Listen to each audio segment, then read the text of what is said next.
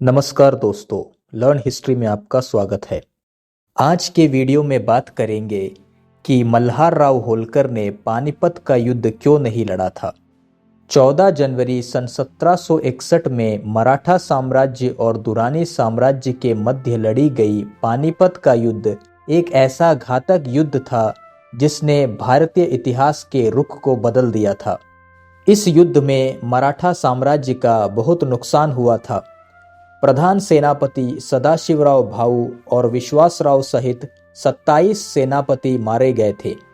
इस युद्ध में मराठा सेना की तरफ से एक ऐसा योद्धा भी था जो सभी मराठा योद्धाओं से ज़्यादा तजुर्बेदार और प्रमुख योद्धा था, जिसने अपने बाहुबल से दक्षिण और उत्तर भारत में अनेक युद्ध जीते, जिसने अफगानिस्तान तक मराठा साम्राज्य के विस्तार में प्रमुख भूमिका निभाया।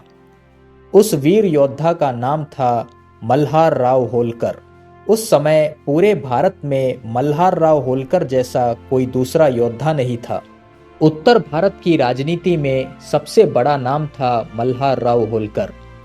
प्रथम पेशवा बालाजी विश्वनाथ से लेकर तत्कालीन पेशवा नाना साहेब तक सबके खास थे मल्हार राव। लेकिन इतने बड़े योद्धा के होते हुए भी पानीपत का युद्ध मराठा कैसे हार गए? तो इसका जवाब है मल्हार राव होलकर पानीपत का युद्ध लड़े ही नहीं। अब ये बड़ा सवाल है कि मल्हार राव होलकर पानीपत का युद्ध क्यों नहीं लड़े?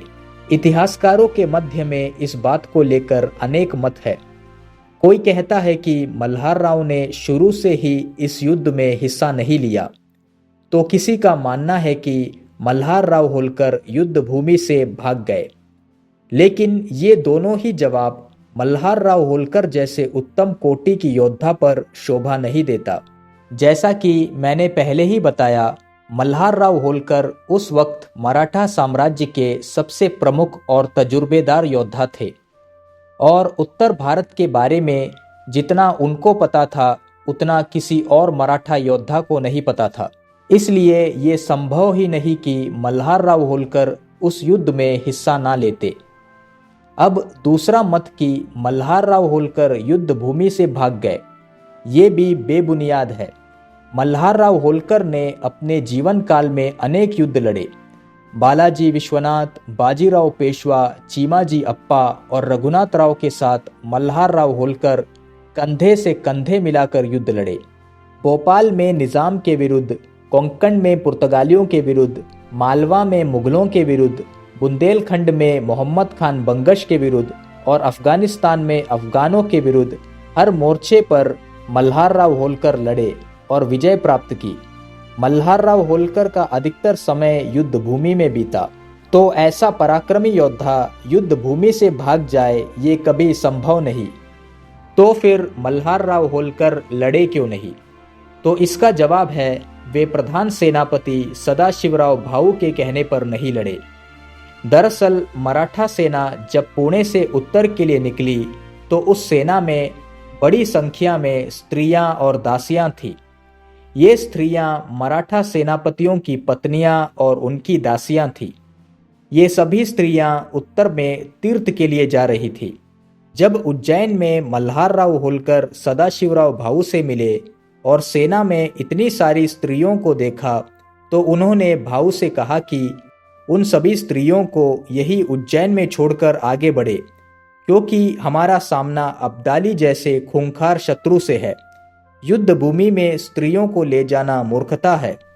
पर भाऊ होलकर की बात नहीं माने और स्त्रियों को साथ लेकर कुरुक्षेत्र की ओर बढ़े। पर कुरुक्षेत्र में पहुंचने से पहले ही पानीपत में अब्दाली ने मराठाओं को घेर लिया। मराठे पानीपत में अकेले पड़ गए। उनका भोजन खत्म हो गया और उत्तर में मदद के लिए कोई नहीं आया। ऐसी विकट परिस्थिति में सदाशिवराव भाऊ दुविधा में पड़ गए। उन्होंने मल्हार राव होलकर को बुलाया और उनसे कहा कि मैं इस समय बहुत बड़ी दुविधा में हूँ। मेरे ऊपर मराठा स्त्रियों की जिम्मेदारी है और इतनी बड़ी जिम्मेदारी के साथ मैं अब्दाली से सामना नहीं कर सकता। इसलिए मैं अपनी जिम्मेदारी आपको सौंप रहा हूँ। आप युद्ध नहीं लड़ेंगे और अपनी सेना के साथ महिलाओं की छावनी के पास तैनात रहेंगे।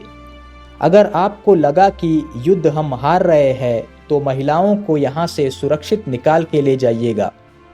ये काम केवल आप कर सकते हैं। दरअसल मल्हार राव होलकर का नजीब उद दौला, जो कि अब्दाली की तरफ से लड़ रहा था, उसके साथ अच्छे संबंध थे। इसलिए भाऊ साहब जानते थे कि होलकर के कहने पर नजीब खान मराठा स्त्रियों को अपने मोर्चे से निकलने देगा। इसलिए सदाशिवराव भाऊ ने मल्हार राव को ये जिम्मेदारी सौंपी। भाऊ की बात सुनकर मल्हार राव होलकर ने कहा कि भाऊ, यदि मैं युद्ध ना लड़ा तो मेरे माथे पर कलंक लग जाएगा।